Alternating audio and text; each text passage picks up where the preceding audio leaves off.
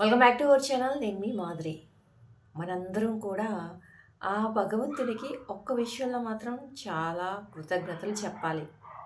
అసలేంటి ఆ విషయం అని అనుకుంటున్నారా? ఏం లేదండి. ఎన్నో కోట్ల మందిలో నువ్వు గనక పోల్చుకున్నావంటే ఎంతో కొంత వాళ్ళందరికన్నా నీ లైఫ్ బాగుంది అనంటే, అలాగ లేకుండా నా లైఫ్ చక్కగా ఉంది.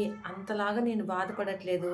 అంతలాగా నేను తిండి కోసమో, లేదంటే కట్టుకునే బట్టల కోసమో, లేదు అంటే మనశ్శాంతి కోసమో, ఇలా వేటి గురించి కూడా నాకెలాంటి ఇబ్బంది లేకుండా నేను బతికేస్తున్నాను అన్నప్పుడు మాత్రము ఇంకేదో లేదు అని చెప్పేసి ఎదుటి వాళ్ళని చూసి బాధపడిపోకుండా, నీకున్న దాంతో నువ్వు సంతృప్తి పడి చాలా మందితో, చాలా కోట్ల మందితో పోల్చుకుంటే నేను చాలా మెరుగ్గా ఉన్నాను.